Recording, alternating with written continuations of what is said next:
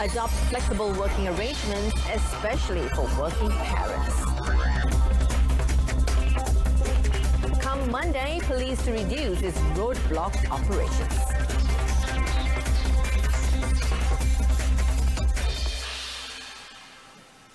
Hello and welcome. You're with me, Jessica Lee, for updates at noon. The economic sector will resume operations starting this Monday, 4th of May.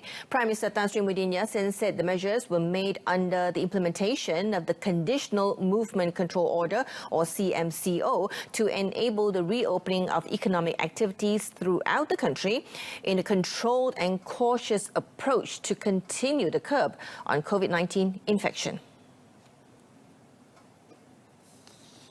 Semua sektor perniagaan dan industri, sektor awam dan sektor sosial adalah dibenarkan untuk beroperasi tertakluk kepada syarat-syarat dan peraturan semasa serta SOP yang ditetapkan oleh pihak berkuasa. SOP ini termasuklah penjarakan sosial, kerap mencuci tangan, memakai topeng muka, melaporkan segera pada Jabatan Kesihatan jika terdapat maklumat mengenai jangkitan COVID-19.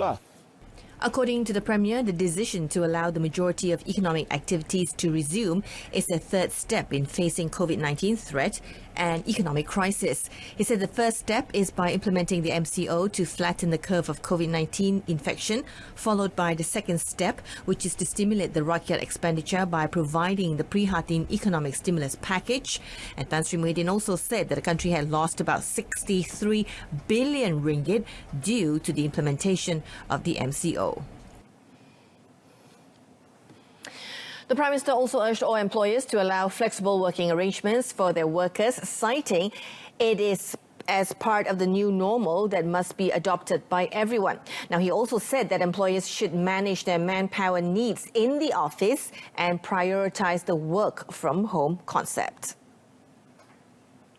Tan Sri Muhyiddin also suggests the employers to implement alternate working days and staggered hours, especially for the working parents. Jadi anak tak perlu dihantar ke pusat jagaan. Hanya mereka yang tiada pilihan saja menghantar anak mereka secara tidak langsung. Ini dapat mengurangkan jumlah kanak-kanak di pusat penjagaan dan lebih mudahlah untuk penjaga mengurus anak-anak ini mengikut SOP kesihatan yang ditetapkan. Jadi saya nak minta tolong dengan majikan. Jika boleh dibenarkan atau benarkan pasangan suami isteri yang ada keperluan untuk menjaga anak-anak kecil di rumah supaya dibenarkan bekerja every alternate days atau bekerja dari rumah. Now, on another note, Tan Sri Muhyiddin added that interstate travel for the purpose of returning to hometowns for the Aidilfitri holidays and to attend open houses is not allowed. However, he said interstate travel is only allowed for the purpose of work and for people to return to their homes after being stranded in their hometowns or elsewhere. Perjalanan rentas sempadan negeri juga tidak dibenarkan kecuali untuk tujuan hadir bekerja dan pulang semula ke rumah sendiri setelah terkandas di kampung ataupun di tempat-tempat yang lain. Perjalanan rentas negeri untuk balik ke kampung semasa cuti perayaan Aidilfitri, tidak dibenarkan. The Prime Minister also said religious activities such as religious marches, Friday prayers and all congregational or assembly activities in mosques, suraus and houses of worship are not allowed for the time being. Now, commenting on the government's announcement to reopen operations of several economic sectors, Health Director General Datuk Dr. Nur Hisham Abdullah said that the Health Ministry agrees with the announcement but stresses on the importance of Health Standard Operating Procedure or SOP compliance. Pada hari ini, Yang Amat Berhormat Perdana Menteri telah mengumumkan bahawa kini Malaysia akan membuka semula beberapa sektor ekonomi secara berhati-hati dan terkawal, tertakluk kepada syarat-syarat dan standard operating procedure yang ditetapkan oleh pihak berkuasa. Kementerian Kesihatan menyambut baik pengumuman Yang Amat Berhormat Perdana Menteri yang menekankan mengenai pematuhan kepada SOP yang ditetapkan. The Health Ministry also agreed that the mass gathering and any other activities that expose the rakyat to the risk of COVID-19 infection should not be allowed. Datuk Dr. Nur Hisham also added that all employers and workers should accustom themselves with the new norms to ensure that COVID-19 could be contained. Meanwhile, Datuk Dr. Nur Hisham said the Health Ministry will keep on monitoring the development of COVID-19 infection through the information released by the World Health Organization or WHO. Kementerian Kesihatan Malaysia akan terus memantau perkembangan kejadian jangkitan ini melalui maklumat yang diperolehi daripada pihak Pertubuhan Kesihatan Sedunia. Orang ramai akan sentiasa dimaklumkan sebarang perkembangan terkini mengenainya. Begitu juga Kementerian Kesihatan akan memastikan langkah-langkah pencegahan dan kawalan yang sewajarnya dilaksanakan secara berterusan. Now, in line with the reopening of the economic sector this Monday, the Royal Malaysian Police will reduce some of its roadblock operations. Inspector General of Police Tan Sri Abdul Hamid Bador said the police will now focus on the enforcement of social distancing and curb the entry of illegal immigrants and smuggling activities. Tan Sri Abdul Hamid further explained that several roadblocks would also be shifted to locations that were found to be the entry routes for illegals and smuggling activities. He added that the police would keep on monitoring all activities to ensure social distancing is practiced. He also said that the police welcomed the government's decision to allow the operations of almost all sectors of the economy during the MCO.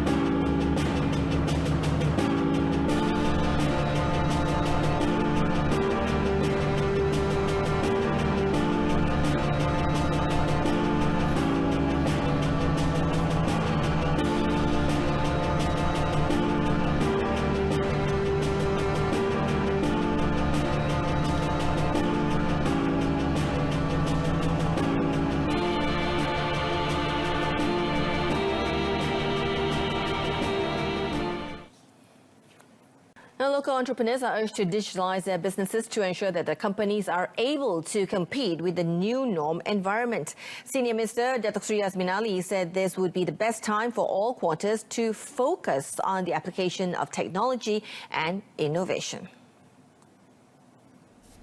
In a special statement issued in conjunction with Workers' Day yesterday, Datuk Sri Azmin said with the new norm, the work-from-home culture via online teleconferencing should be normalised. He said this would also transform how companies from various sectors change their operations. With this, the balance between productivity and personal life could be maintained. Datuk Sri Azmin also urged employers to take initiatives by providing the best training to improve the skills of the workers. Meanwhile, the government has assured that no entrepreneur will be left out under the Special Prihatin Grant GKP, which was open to all micro enterprises yesterday. Deputy Entrepreneur Development and Cooperatives Minister Datuk Mas Irmiyati Samsudin says the GKP was created by the government as an initiative to assist all micro SMEs with their cash flow following the implementation of the Movement Control Order or MCO to curb the spread of COVID-19. A special grant of RM3,000 has been prepared under the Prihatin Rakyat Economic Stimulus Package for each qualified micro company.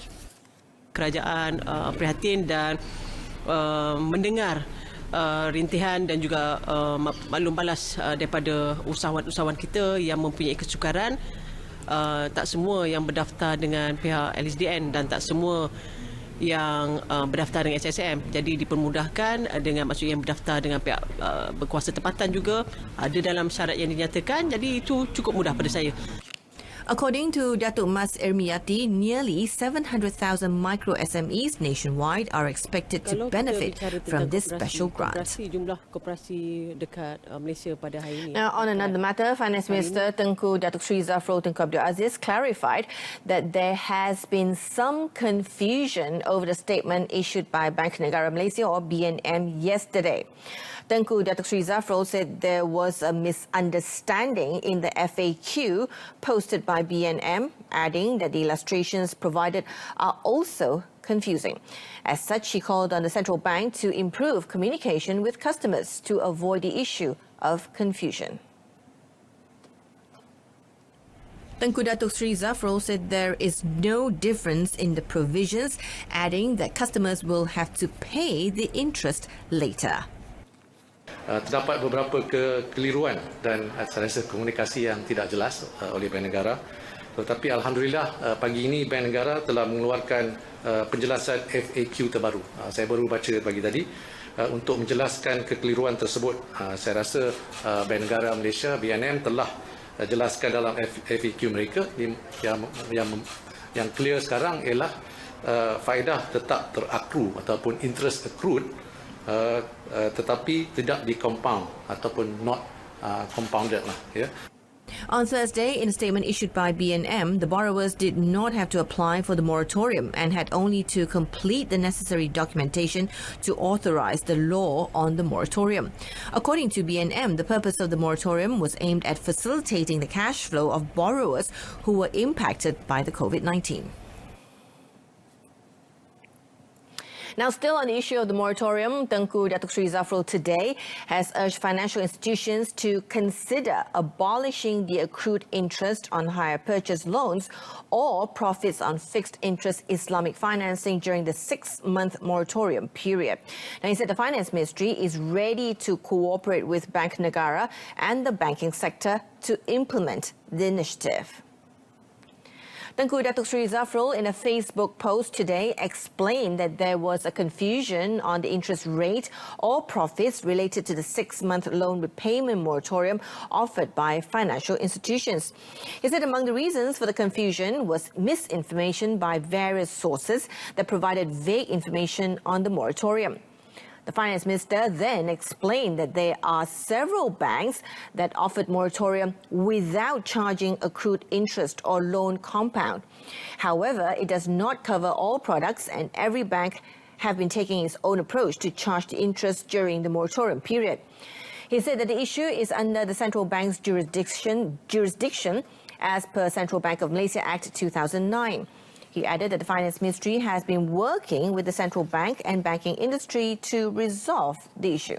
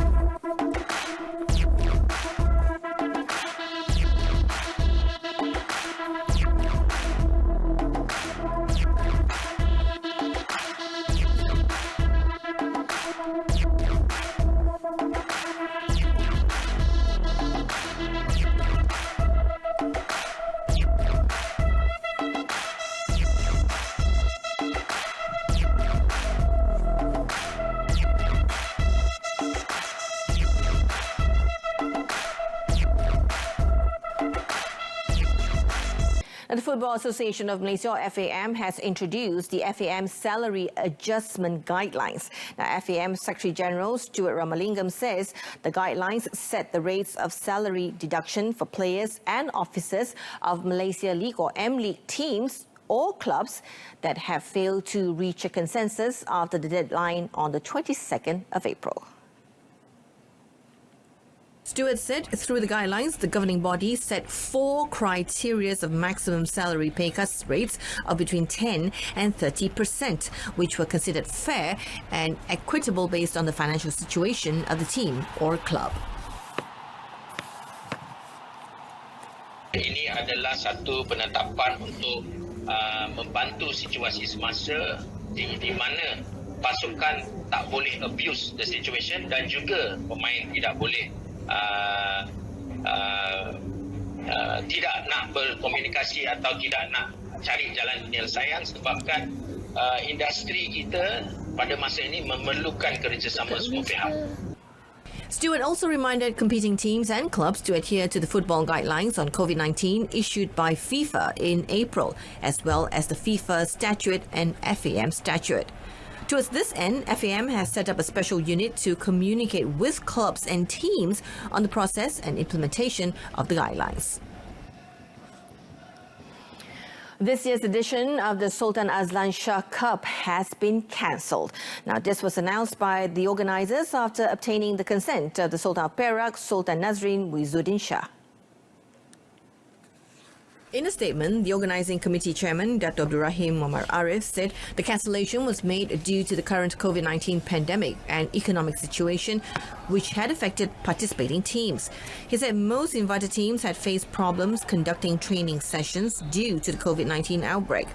He further added that although outdoor sports activities which do not involve body contact and in small groups such as badminton, jogging, cycling and golf are allowed, those involving body contact including football, rugby and swimming are still banned. And that concludes today's updates at noon. In our top story, adopt flexible working arrangements, especially for working parents, as part of the new normal. Now, News on 2 comes on at 7 this evening. Don't forget to wash your hands regularly, practice social distancing, and most of all, let's adhere to the movement control order. I'm Jessica Lee. Thank you for watching and see you later.